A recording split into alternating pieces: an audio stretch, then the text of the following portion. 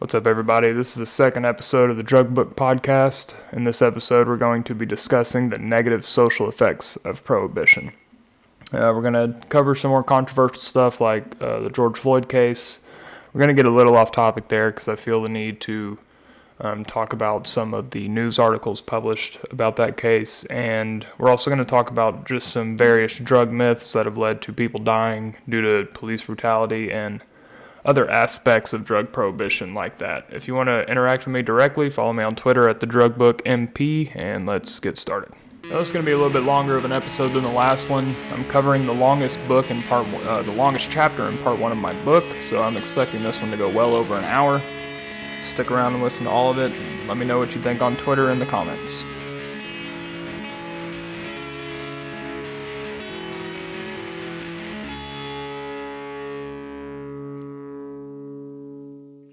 The Controlled Substance Act was implemented on a federal scale in 1969, signed in by Richard Nixon. Since then, the amount of people in our prisons began to rise rapidly. Just since the 1980s, the arrests made for drug charges has tripled. This comes to over 1.2 million people arrested every year in the U.S. just for drug possession. Since 1970, the prison population has jumped by over 500%. This is mainly due to the Controlled Substance Act. Mass incarceration became a problem in our country. 45% of all prison inmates are there solely for drug charges. With that said, most of them are in federal prisons for drug trafficking charges. And you can have a discussion as to whether people should be in prison for trafficking drugs. I lean towards they shouldn't be, but in the current state of affairs where you have a lot of contamination and the drugs these people are selling often do lead to death because of that, then I'm not as against it as people getting arrested for drug possession. That's more of a problem in my opinion.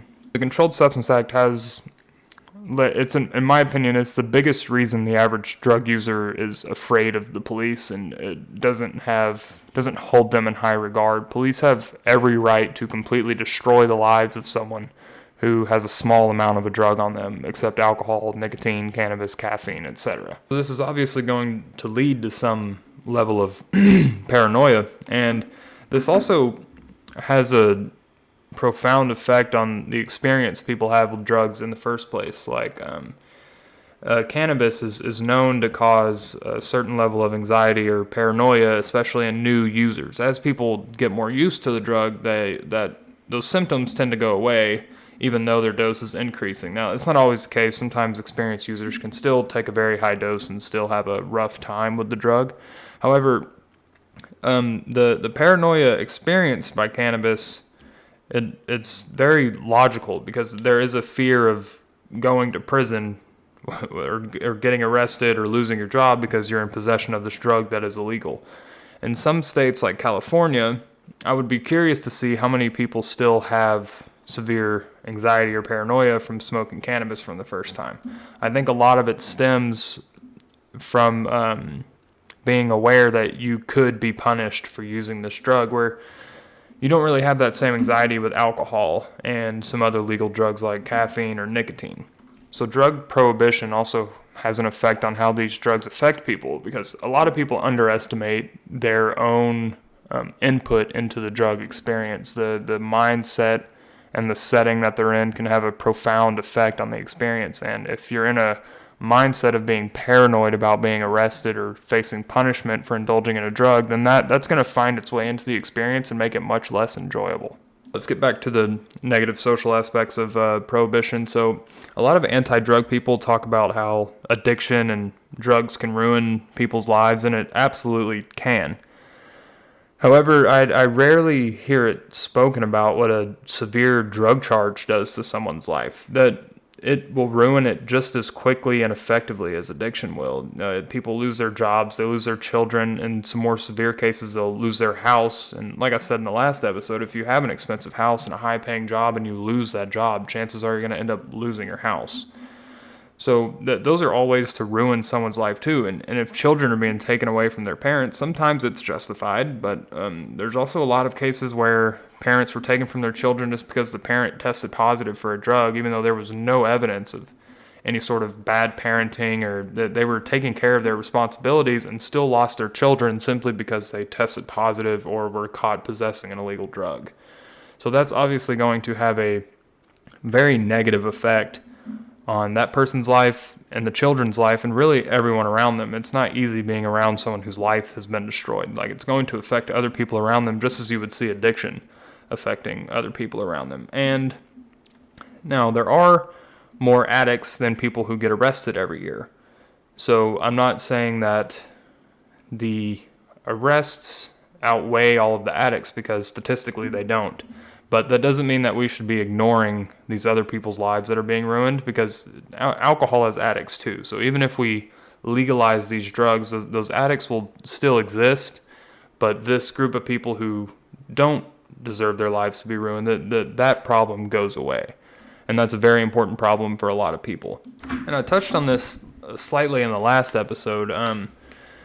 These responsible drug users, they're facing the same risks as the addicts if they get caught possessing or using drugs, and that just shouldn't be acceptable. And there's other issues with it too. I mean, a drug charge can disqualify people from financial aid for college. It can also just put up a roadblock from getting other high-paying jobs in the future. Immigrants can be deported. They can have their immigration status changed simply because they're caught with a drug. The fact our government thinks that the possession of a substance is grounds to remove children from their parents or disqualify people from college or kick people out of the country is absurd when they're selling out, not the government, but when the government is allowing people to make hundreds of billions of dollars on other drugs. But these select drugs that the government picked out, that can get you kicked out of the country, that can lose you your kids, that can disqualify you from college, that can disqualify you from higher paying jobs in the future. All of these issues are only in existence because our government is full of hypocrites, these people drinking alcohol while sending other people to prison for using a drug that they deem as bad. And there are entire fields of work that you get disqualified from basically immediately if you have a drug charge, such as the military, which is, for the most part, that's like a gateway into bigger, better things in your future. If you go into certain parts of the military, like if you're an IT guy in the Air Force, then you're going to have a lot of opportunity when you get out. Now, if you're an infantryman in the Marines, you could be a cop maybe. But if you're caught with a substance earlier before you try to apply in the military, all of that is gone for the most part. Like, there's some people who can get in with waivers if they're able to prove to certain people that they're not a drug addict, but that is ultimately pretty rare. Drugs like, not drugs. You can't get jobs in like special forces, like in the FBI or CIA, DEA, all these really high paying sought after jobs immediately go away. A lot of jobs in the medical field, people are immediately disqualified from if they have a substance charge. So this truly is a major issue because there are millions of people who are just disqualified from these high paying sought after jobs because they had a drug charge. So they end up working these low-class, low-paying, largely meaningless jobs, and this isn't because they're bad, unintelligent, lazy people. Obviously, there are some of those in the drug-using community, but there's also some of those that are completely sober. There's a lot of idiots who are sober. There's a lot of idiots who use drugs. But you can take the really smart people who use drugs and make them work jobs that those other people would work simply because they have a drug charge. Now, I have no problem with companies drug testing. I think that's something they should be able to do as a private entity. However, there's no reason for people to have a criminal record of drug possession. Possessing and using a drug should not be a crime, and it's certainly not something that should follow you around. Now, if you fail a drug test, that's on you. The issue to me is that drug possession charges exist in the first place when they don't exist for alcohol, tobacco, cannabis, caffeine, etc. The only drug charges I would really like to see are when people are knowingly selling contaminated drugs. If someone is selling fentanyl and telling the customer it is heroin and they know it's not heroin, that should be an attempted murder charge maybe. That may be a little extreme, but there should definitely be some sort of charge for that. Even if it just has to rest in just a drug distribution charge. Those charges I don't mind seeing. I do hesitate to say it's an attempted murder charge because fentanyl, there's this common idea, and we're going to cover this more whenever I start talking about George Floyd, that fentanyl equals death, and that's just not true. Fentanyl is an FDA-approved medication. It's still used medicinally. Fentanyl is not a bad drug. It's actually a pretty miraculous drug in a lot of ways, but it's the problems with fentanyl come from people not knowing they're taking it because it is so potent. So I don't know if it should be like an attempted murder charge when you're knowingly selling fentanyl and telling them it's something else. I wouldn't necessarily be totally against that, but I think it does kind of push that fentanyl equals death myth a little further. So there should be some sort of charge for that. I don't know what it is, but I would not mind seeing charges for that type of distribution. Now, with that said, possessing and selling drugs just, in my opinion, should not be illegal. These laws are hurting way more lives than they are helping, and I would raise who are these laws even helping? Children are still being abandoned. People are still stealing to feed their addiction. People are still a strain on our healthcare system due to addiction. What is Prohibition preventing? If it was worried about those things, alcohol and tobacco would certainly be illegal. Everything that can be said about these illegal drugs that are demonized can be said about alcohol. As I showed in the last episode, alcohol kills more people than all other drugs besides tobacco combined. And then tobacco is a bigger strain on our healthcare system than any other drug. It kills 500,000 people a year, gives people cancer at a very consistent rate. So if Prohibition is trying to prevent these things, they've missed the two most important drugs to prevent these things. Yet they're still punishing everyone else for using other drugs that at the end of the day are safer. Opioids are much less toxic than alcohol and tobacco, and that includes heroin and that includes fentanyl. It comes down to how these drugs are used, and that's something a lot of people have a hard time understanding. It's that these drugs are not bad, they're just being used irresponsibly, especially when people don't even know that they're taking certain drugs. Of course they're going to have a hard time, and I went over that a lot in the last episode. I covered all bases of that last episode. So if you did not listen to that episode and you're curious about what I'm saying right now, go ahead and go back and listen to that, because I cover why the illegal drug market is so much more dangerous than it should be due to Prohibition. Basically, what I'm saying in that rant just now is that there's no rhyme or reason for the drugs they're picking to be illegal.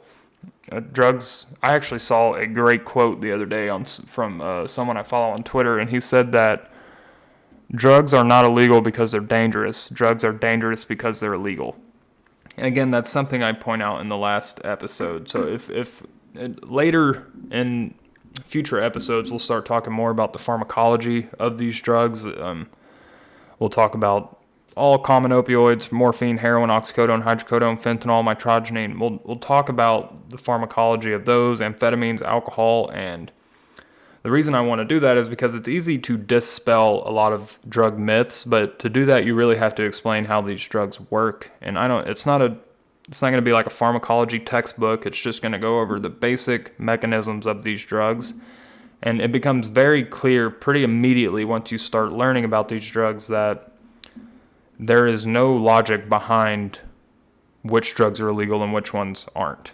And then it also becomes obvious that it's a constant cat and mouse game, because like I said in the last episode, there's a whole market called the NPS market where labs in other countries are just making novel substances that the government hasn't scheduled and hasn't made illegal.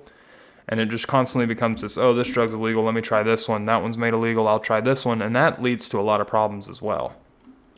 And just to kind of show how strange this prohibition system is that there are drugs that are prohibited that no one listening to this podcast has heard of unless you're a pharmacological researcher. For example, there are 2,5-dimethoxy-4-iodoamphetamine. Who the fuck uses that drug? No one's heard of that. I hadn't even heard of it before I just started reading the list of controlled substances. So the DEA is usually who's responsible for scheduling drugs, and they don't even have to really have a reason. They just say this drug has abuse potential, and they can throw it in Schedule 1, and that drug is in Schedule 1. And the only people that these drugs are useful to are really scientists. So science is also struggling from this prohibition system that we've created. Now we can get back to the negative social impacts, and this is, I'm going to cover the George Floyd case here. This is a highly controversial case, and I'm going to try my hardest to remain apolitical, and I am not a fan of political discussions unless it's revolving around drug policy, so I'm just going to say what I saw in the body cam footage and why this case in particular bothered me quite a bit. So let's go ahead and get started on that. When George Floyd was pulled over, I believe he had 4 other people with him, and all of them were able to get out of the car with no issue. George was visibly more panicked than the rest of them. He was talking very quickly, jamming all of his words together. Now, these are symptoms of just classic like anxiety and panic attacks, but that's also the symptoms of being intoxicated on certain drugs like methamphetamine. And that's one of the drugs that was in his system. But I want to be clear, there is not enough evidence to claim whether or not George Floyd was high at the time of arrest. I just wanted to say that if I had to put money on it, I would say that he was on a stimulant. But again, just because something pops up in an autopsy does not mean it was active at the time of death. And I'm going to cover that in depth in just a second. But first, I'm going to talk just a little bit more about what I saw in the body cam footage. So what I saw that was so bothersome is that Chauvin, the officer, used the assumption that George Floyd was under the influence to brutalize him and eventually kill him. George Floyd was not aggressive. He was not delirious. He was resisting arrest, which is like a whole other discussion as to how officers should handle that type of situation. But I'm also, I've watched the body cam footage a number of times. I am not in any way convinced that he could not have put the cuffs on George Floyd when George was on his stomach. He had both of his hands. It's not like George was laying on one of his arms. I don't understand why that didn't happen. But the reason I know that Chauvin thought that George Floyd was intoxicated is because he made a claim that is very important for this discussion. He said that he is worried that George Floyd is in an excited delirium. Now, what an excited delirium is kind of the mythical PCP freakout. It can also be caused by mental illness. It's marked by extreme hyperactivity, fear, and aggression. George Floyd was showing none of these symptoms. He was scared and a little hyperactive, but there's extreme hyperactivity means extreme. Like someone is freaking the fuck out. They're shaking. They're like trying to take their clothes off. They're screaming. They're being very aggressive. George Floyd showed none of those symptoms. So the reason I think that he said those words is because in the past, that has given officers a free ticket to do whatever they want to someone. And this is mainly because of the myth that PCP causes people to have superhuman strength and be violent. And that was even a claim made in the trial that people on drugs have superhuman strength, which is a myth. There's no evidence for that whatsoever anywhere. Yet police officers and our government still push this myth as a way to excuse police brutality by officers, and it happens time and time again. And I'll bring up another situation after I cover this whole case about how the myth of PCP violence was used to brutally murder someone in a much more brutal way than George Floyd. But there's another reason I want to talk about George Floyd is that the terrible media surrounding it and the way this case was reported on, it actually perfectly kind of sums up how schizophrenic the American view of drugs is. It's absurd, and I'll cover it more in just a second, but I do want to say something else. It is important for me to try to stay unbiased in this situation. You know, I was not there. I don't know how the officer felt in this situation. He could have truly believed George was a threat to him. I don't think that belief would have been based off of any evidence, but shit happens. Maybe he truly thought that George Floyd was unstable and that he needed to be on the ground. One of my problems with that, in my mind, is that only the officers get to act on their feelings of being threatened, even if they are in the wrong and they are the ones being threatening. I also understand I can't expect every police officer to handle every situation perfectly. I'm not trying to be unrealistic with how things should be handled, but I'm also not making excuses for what this officer did. The bigger problem with this entire case, and the reason I'm bringing it up specifically in my book and on this podcast, is what the other officer said while George Floyd was slowly being murdered. This officer said, "This is why you don't do drugs, kids." Even though he ultimately had no evidence at all that George Floyd was on any substance, he thought that this reaction from Chauvin that led to someone dying was appropriate because the officers believed that he was under the influence of something. When have you ever heard that said about alcohol or tobacco or caffeine or cannabis? When has someone, unless it's a severe case of like a drunk driving accident where someone dies, when have you ever seen just a drunk dude walking down the street getting tackled and murdered and the other officer saying, "This is why you don't drink alcohol, kids"? That shit never happens. There was no evidence that George Floyd was a threat to anyone. There's no evidence he was under the influence of anything. Yet these officers, and this is due to how our government views drugs, these officers think that they have free reign over someone as soon as they suspect drug use. This is why you don't do drugs, kids, because we're going to pull you out of your car and fucking murder you. That's why you don't do drugs. That's all I heard. And he's also insinuating that even if George Floyd was under the substance of something, that this is why he's resisting arrest and this is why he's being killed slowly. Drugs have fucking nothing to do with that. There are many people who have been arrested for drug possession, drug use, that don't resist arrest and don't die. So drugs are clearly not an important variable in this situation.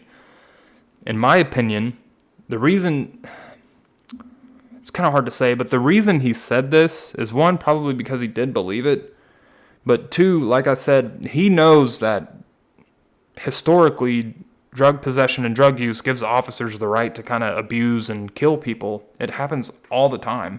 And the only reason that these things happen is because drugs are illegal. But I think because there's other cases where this happens too, and I'm going to bring up one later, where they know they're doing something wrong, so they have to have an excuse as to why they're doing it.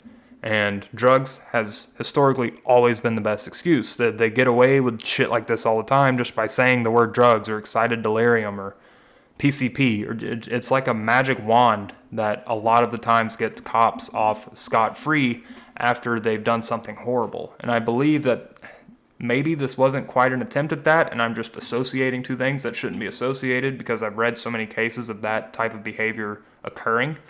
But to me, it is something worth thinking about and discussing. Something that should have been said, and I literally probably would have had nothing to say about this case if it wasn't for that one quote and him saying excited delirium before he killed him.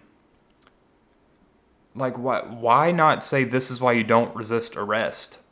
That was never mentioned to the people watching. It was only, the focus was on drugs. Like, him resisting arrest was ultimately the issue here.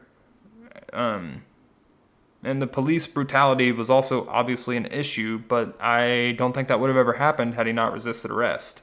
And I say that because the other people in his car survived. They weren't pinned on the ground. He was the only one resisting anything, so he got killed. I'm not saying that's appropriate. I'm just saying that there is a cause and effect relationship here. Where there is not a cause and effect relationship is drugs. Drugs have nothing to do with this, but the officers feel comfortable bringing it up as if it excuses their behavior, because it's extremely consistent historically. The most consistent and easy way out of this type of shit for the cops to get away without any consequences is just to blame this whole situation on drugs. Now, let's start talking about how the media covered it. Politics ruin everything, which is why throughout the whole book and throughout this whole podcast, I'm going to try to stay apolitical. I will only point out bad reporting on drugs from all sources that I see do it. And the autopsies of George Floyd's arrest have been very controversial, and this is mainly because of how drugs are viewed in our country and because of politics, and both sides are guilty of this.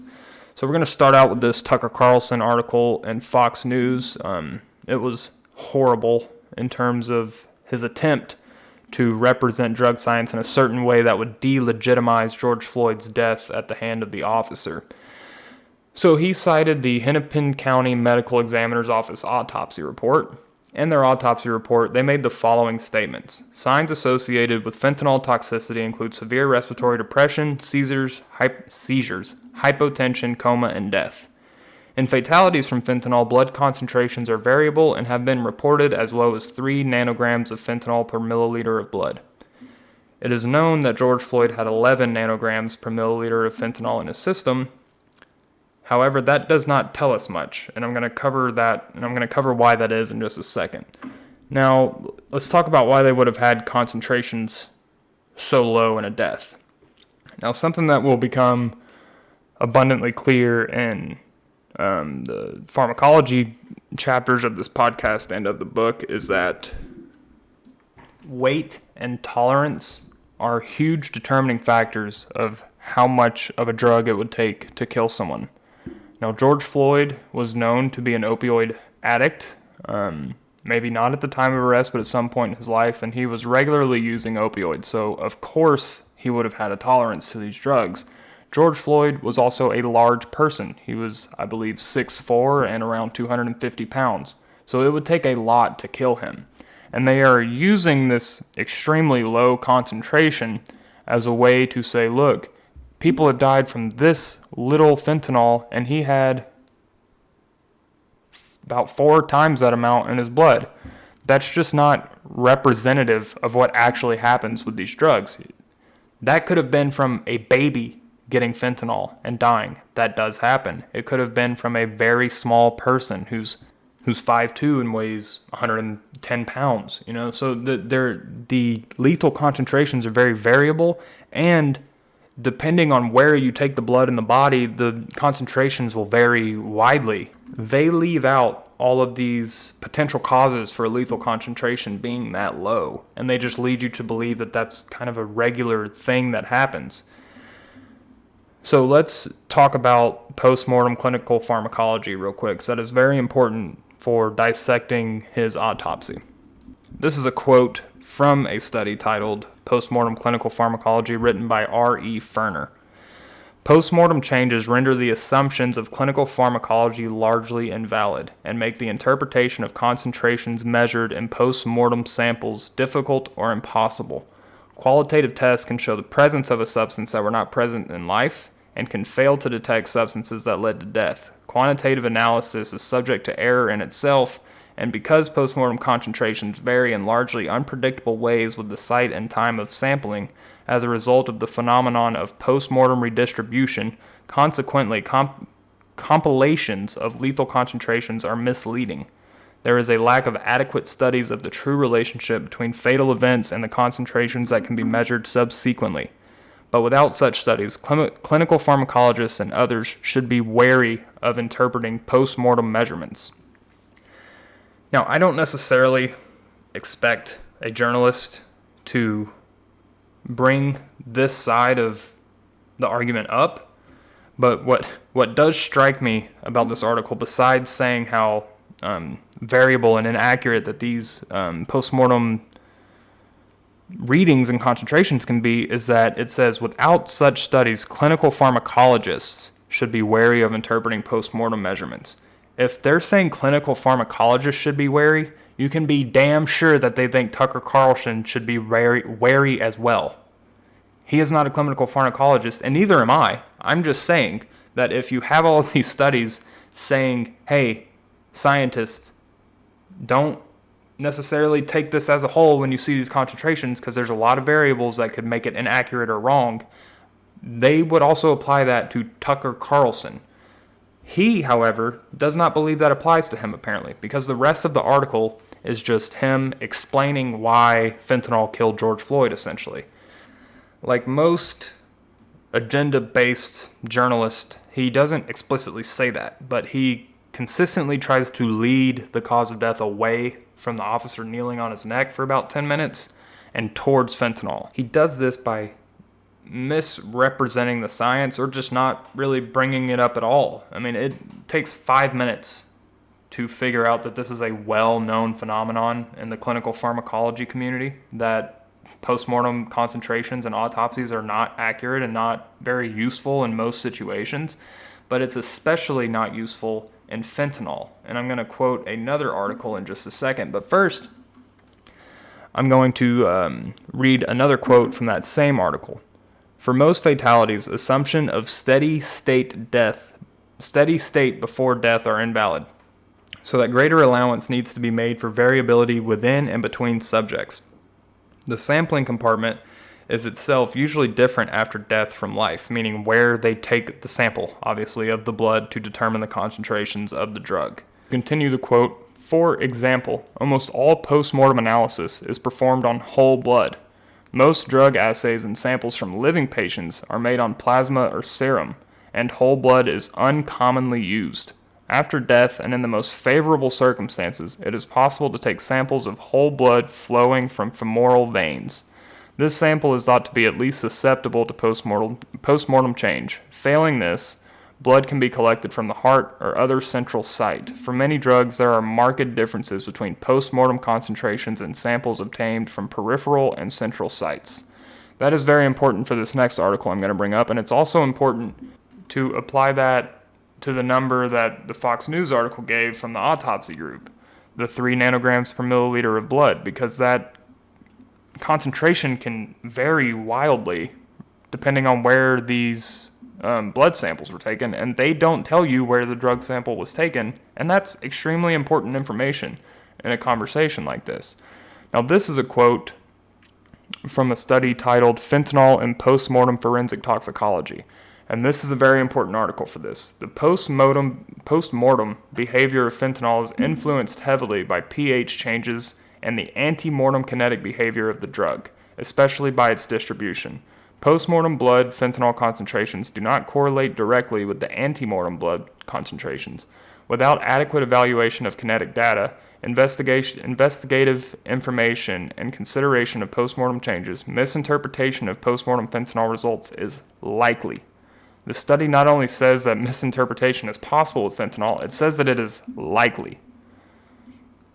Tucker Carlson makes no mention of this. And basically what this quote is saying is that the behavior of fentanyl in a living person will change dramatically once that person is dead, and that fentanyl concentrations can increase after death. So this is why I was trying to hammer home earlier that we have no evidence whatsoever that George Floyd was on a high amount of fentanyl or on fentanyl at the time at all at the time of his death. But that doesn't stop especially right-wing news sources and alternative media from pushing the idea that fentanyl was the main contributing factor to his death, even though they have no evidence that he was on it, and they don't know anything about how to look at postmortem concentrations and question their efficacy or applicability to the situation at hand. Now, I know I'm getting deep in the weeds in this part, and like I said, we were going to get off topic specifically with this case because it is so controversial that I feel the need to kind of cover all of the bases. Now, this is another quote that is more important than the last one from that same article.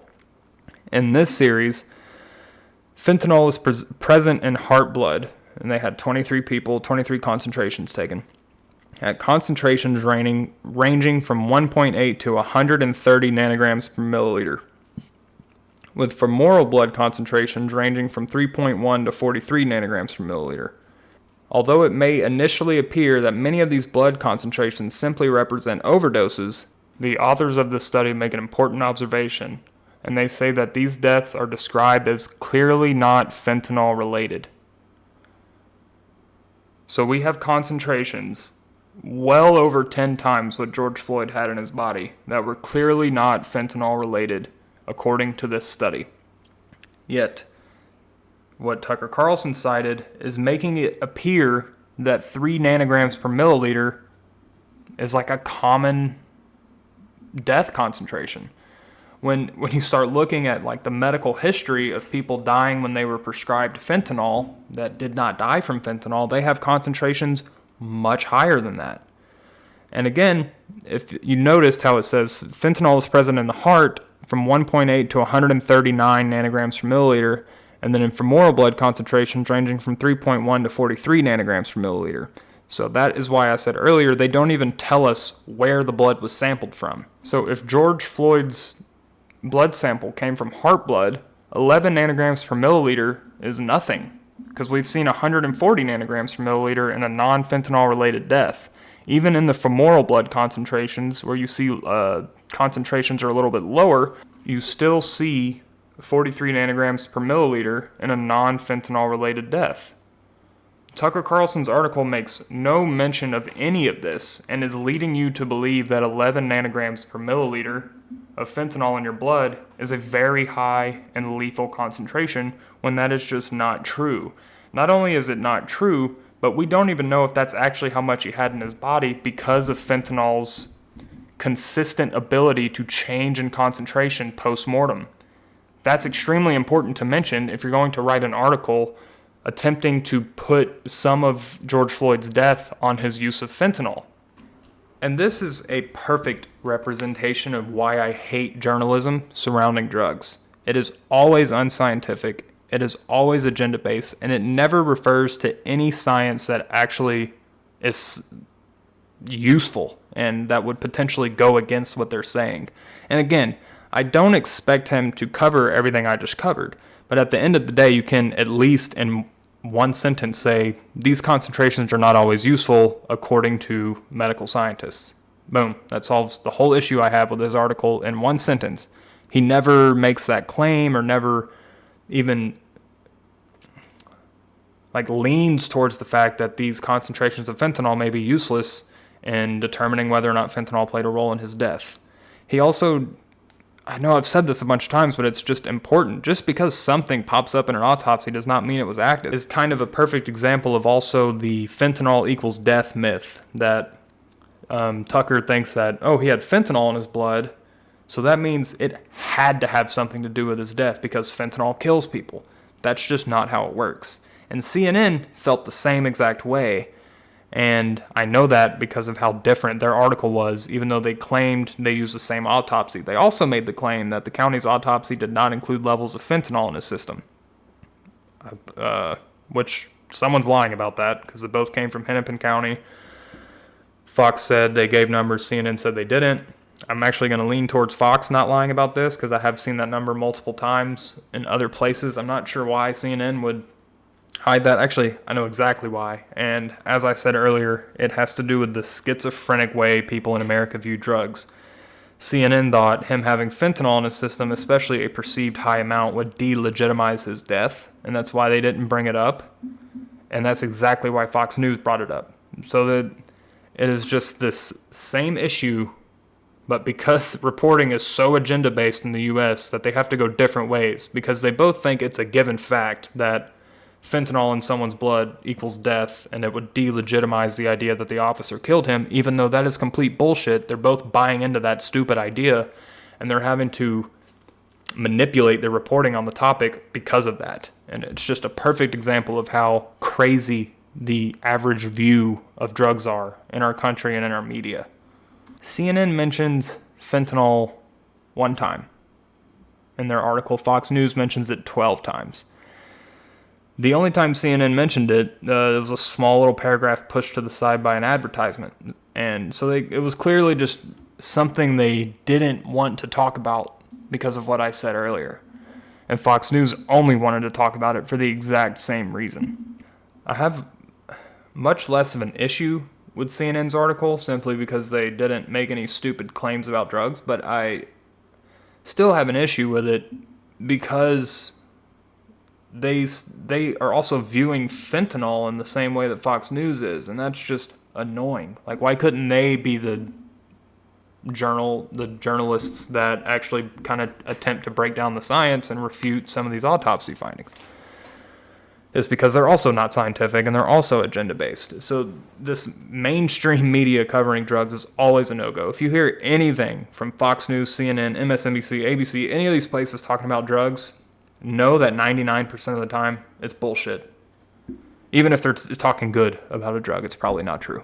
Now, CNN focused a lot on the racism aspect of this. I'm not It's not abundantly obvious to me that racism was the issue here. There were 4 other black people in the car, only one of them died. I feel like if it was a racial issue, you would have seen the other ones face some similar issues that George Floyd did. What I saw was just a simple discrimination towards presumed drug users. They only suspected him being on drugs, so he's the only one that ended up dead. And I don't think that's a coincidence at all. Now, since I brought up racism, let's actually talk about something that I see pretty common, and it's that drug distributors, but not drug users, are typically viewed in a seemingly racist way. So let's look at something the governor of Maine in 2016 said. He made the following statement about drug dealers in the state of Maine. These are guys with the name D-Money, Smoothie, Shifty, these types of guys. They come from Connecticut, New York, they come up here, they sell their heroin, they go back home. Incidentally, half the time they impregnate a young white girl before they leave, which is a real sad thing because then we have another issue we have to deal with down the road. That's a pretty good example of people applying racism to the people selling drugs, but not so much the people using them, because he's feeling sorry for the young white girl that supposedly gets impregnated, and I'd be really interested to see his evidence for that claim. And he calls it sad because it's another issue we have to deal with down the road, but he has none of these qualms about saying this stupid shit about black people. Then he says, let me tell you this, explain to you. I made that comment that black people are trafficking in our state. Now, ever since I said that comment, I've been collecting every single drug dealer who has been arrested in our state. I don't ask them to come to Maine and sell their poison, but they come, and I will tell you that 90+% of those pictures in my book, and it's a 3-ring binder, are black and Hispanic people from Waterbury, Connecticut, the Bronx, and Brooklyn.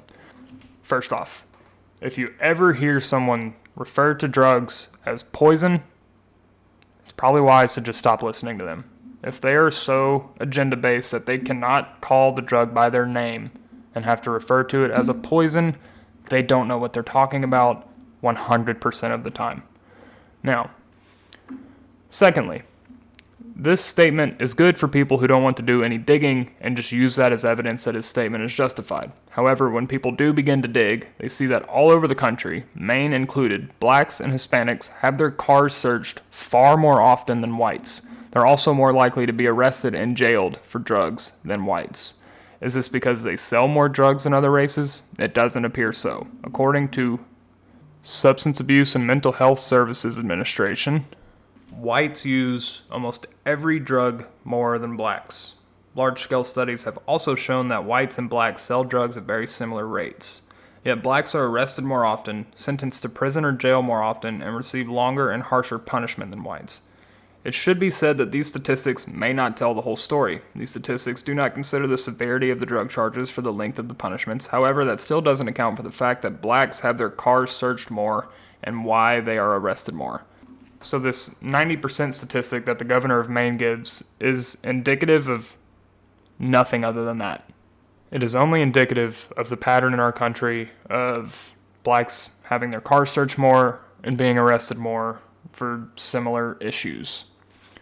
It shows no other pattern besides that. The history of drug prohibition itself is incredibly racist. During the beginnings of cannabis prohibition, prominent members of our government were saying things like reefer makes darkies think they're as good as white men, or even claiming that jazz music was satanic and ultimately powered by cannabis smoking. There is also the repetitive theme that these other races are using their drugs to corrupt white women. For example, it was thought that white women in particular were more likely to be corrupted by the Chinese opium dens. Someone saying that it just sounds like it could be written off as a relic of a different time. Sadly, it isn't. The ex-governor of Maine showed everyone that it is indeed not a relic of another time. In the 80s, during the explosion of crack cocaine, lawmakers put down a law that charged crack cocaine users 100 times more severely than powdered cocaine users. This law disproportionately affected blacks and Hispanics. This disparity still exists today. Only Obama, under the quote-unquote Fair Sentencing Act, lowered that to 18 to 1. Still completely unfair and utterly stupid, but at least it's better than it was. Minority communities have been punished much harder than others by drug prohibition, after already not historically starting on the same level. Jim Crow ended in the 1960s. MLK's civil rights movement ended in 1968. the Controlled Substance Act was signed in 1969. Even if these laws were not intentionally implemented to disproportionately affect those communities, it is still exactly what happened. Our government has constantly found ways to harm those communities directly and indirectly. Even if the people implementing these laws wouldn't fit the definition of being a racist, they are still playing a hand in discrimination against certain groups of people. Even though the studies I have already cited have clearly shown that whites use more drugs than blacks, blacks are still arrested more often, have their cars searched more often, and go to jail more often than whites for drug charges. This is a perfect example of racial discrimination, at least statistically. I'm not making any claims about whether or not this is intentional racism, powered by subconscious racism, or any other factor that could be playing a hand in these statistics. I'm just showing what the statistics show when all the data is considered. Another downside is the phenomenon of cops planting evidence. A pair of officers in New York were caught by their own body cams planting cannabis in someone's car twice. Why did they do this? Because they assaulted and abused the people and had to have a valid excuse as to why. One of the people they assaulted had just gotten out of the hospital from being stabbed in the stomach. The officers asked him to step out of the vehicle, and he told him about the injury and said that he couldn't really move. The man also made it clear that he didn't see or feel any reason that he needed to step out of the car because there was no, the cops were not giving him a reason for him to get out of the vehicle. The two officers made him step out of the car. When he refused to have his jacket searched, the cops slammed him on the ground and cuffed him while he was screaming in pain. He was sent back to the hospital because he began bleeding profusely from his newly stitched wound. A couple minutes afterward, the two officers can be heard saying, "We need to find something," while searching the car. They then go back to the car to search places they had already searched, and the body cam footage catches them sliding a nugget of cannabis into a cup holder they had already searched and found nothing. So, these officers knew they did something wrong.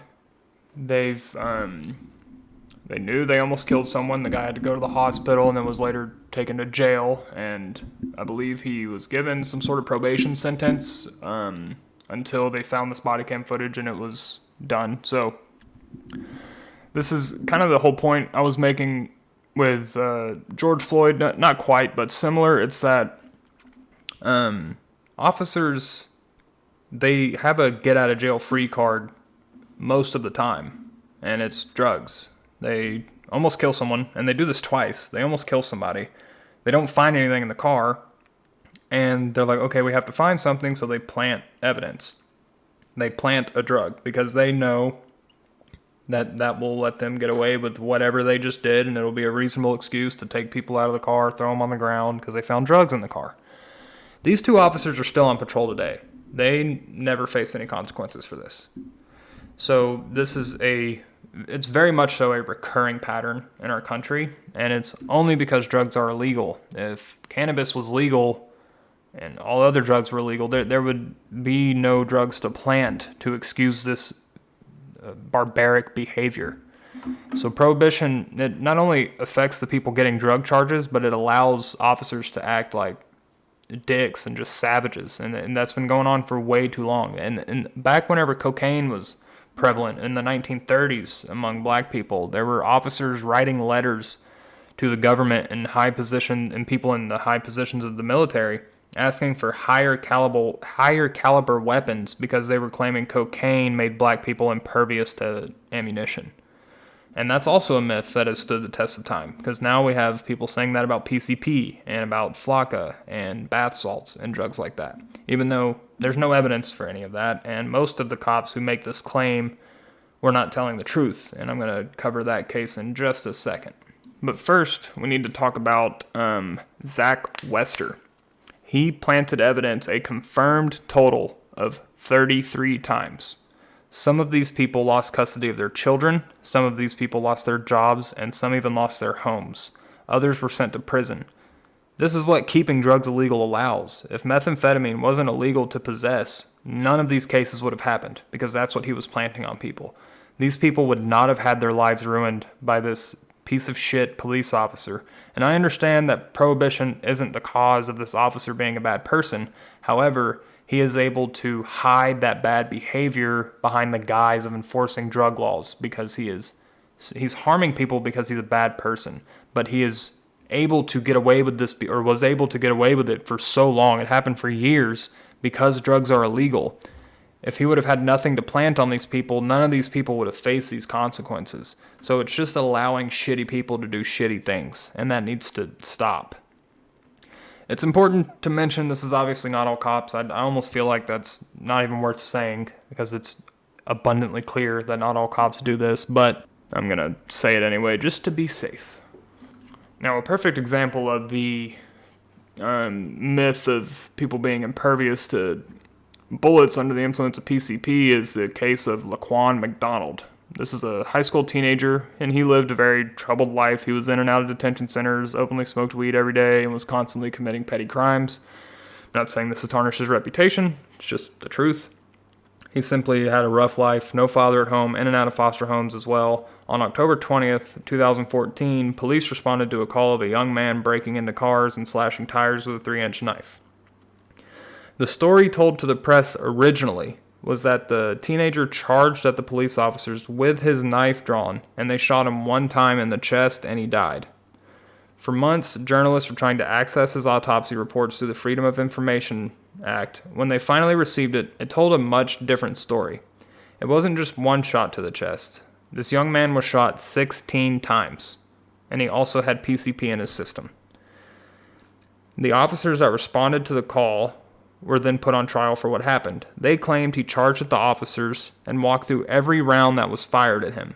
During the trial, the body cam footage was shown, and everything they said was a complete lie. They tend to use the age-old myth of a crazed black man on drugs to excuse this crime. Instead, the body cam footage showed Laquan McDonald walking away from the officers.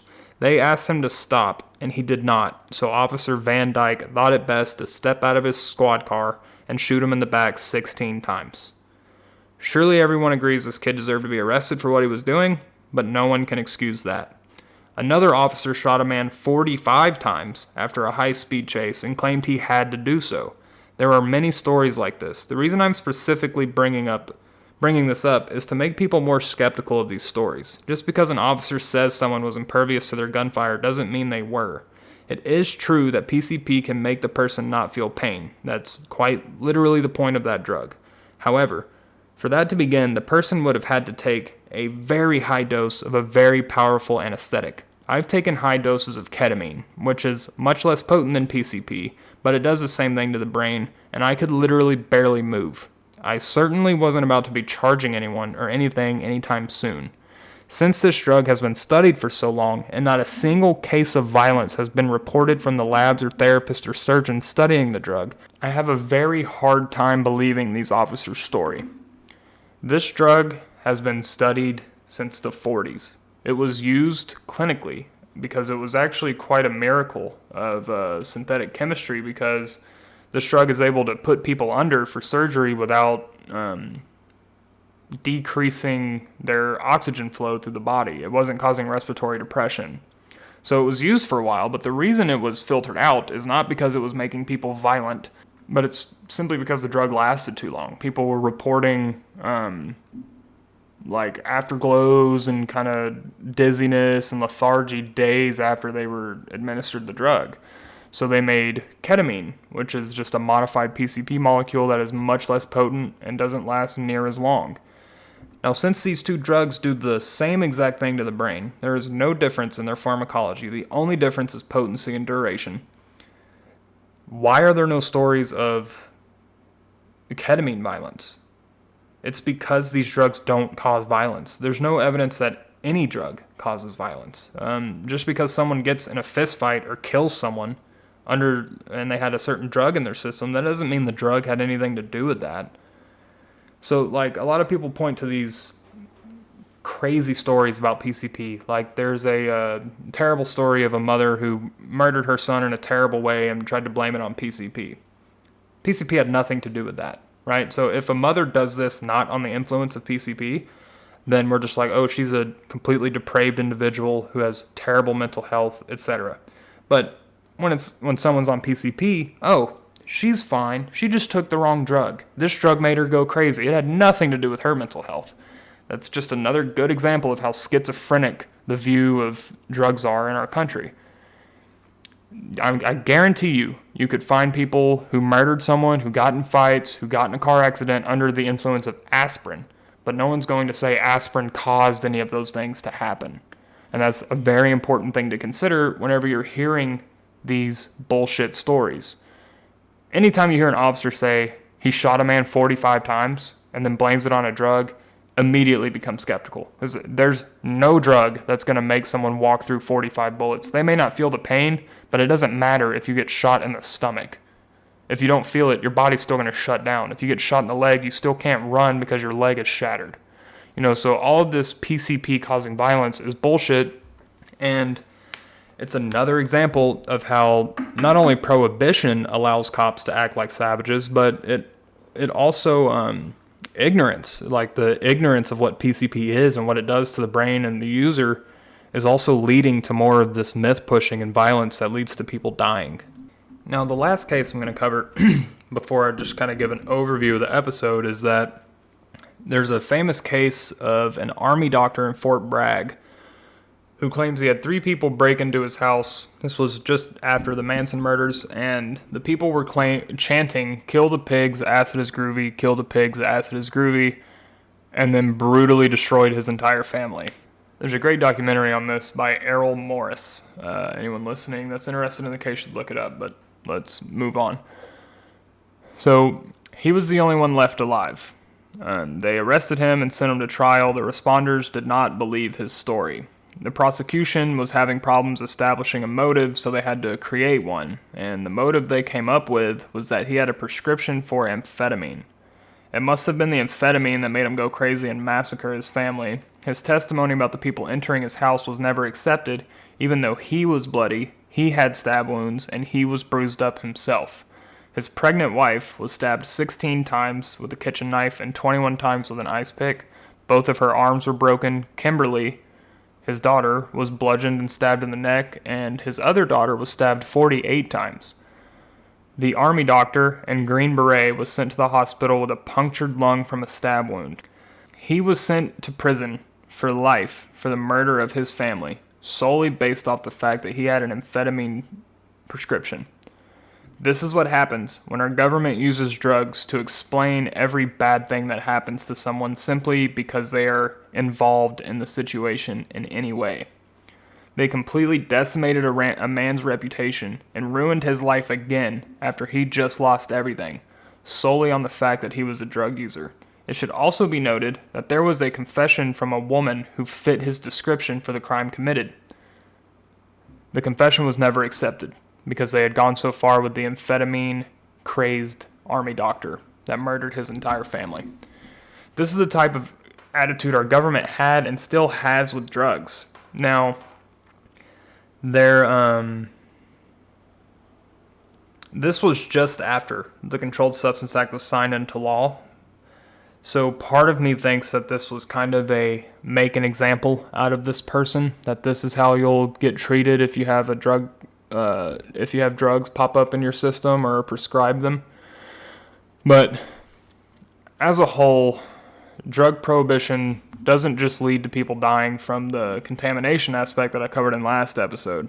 It also leads to people dying through police brutality being excused simply because drugs are in the situation at all, or even if they're not and the officers just presume they are, like with the George Floyd case. Like I said, they had no evidence that he was on anything, but one officer said he's in an excited delirium, and the other officer saying this is why you don't do drugs, kids, even though they had no evidence that he was on anything in the first place, and this eventually led to him dying. You have Laquan McDonald getting shot 16 times in the back, and then the officers attempting to use PCP as an excuse for that behavior. You have the Army doctor being sentenced to life because he took amphetamine as a diet pill. And then I covered the schizophrenic view of drugs in our country with the whole mother killing her child, but it wasn't her being mentally ill or unstable or a bad person. It was just because she took PCP. That explains it all. There's no other explanation needed because she took PCP. And then I went into great depth about the Fox News article about the George Floyd autopsy and how they didn't mention the important scientific information that's required to really understand what the autopsy said or what it doesn't say. And they kept trying to lead people away from the police brutality of it and into the fentanyl equals death myth. So the other thing I want to mention, this podcast is actually going to wrap up a little bit sooner than I thought, but the other thing I would like to mention is that when was the last time you heard these things happening to someone using alcohol? Like, when was the last time you heard someone getting shot 16 times and the officer trying to blame it on alcohol? When was the last time alcohol was planted on someone? I'm sure it's happened, but it doesn't happen near as often or effectively as it does with these other drugs. And so, after listening to the 2 episodes that I put out, I just want people to really consider the negatives of drug prohibition and consider what the presumed positives are. And in my opinion, the negatives certainly outweigh the positives. Prohibition ruins lives. It disqualifies people from high-paying jobs. It makes people lose their children, lose their houses. It makes them go to prison. And it's things that alcohol users and drug users who use caffeine and cannabis and nicotine, that they don't have to worry about those things.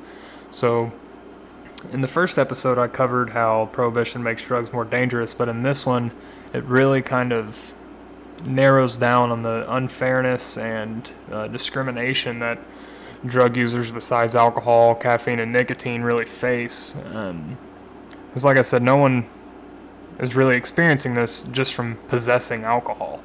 Sure, you can find some alcohol addicts who have gone through some of these similar things like losing houses and jobs and things like that, but you never see that happening for someone just possessing or just using alcohol, as someone would face those things when possessing or using heroin or fentanyl or cocaine or meth and drugs like that. So I hope everyone who listened to this really can consider what was said and actually try to apply it to what they see in the news about drugs and about people being arrested, seeing people's lives ruined due to drug prohibition. So that'll probably do it for this episode. Follow me on Twitter at thedrugbookmp, and I'll try to have another episode out this week or early next week. I will see you guys next time.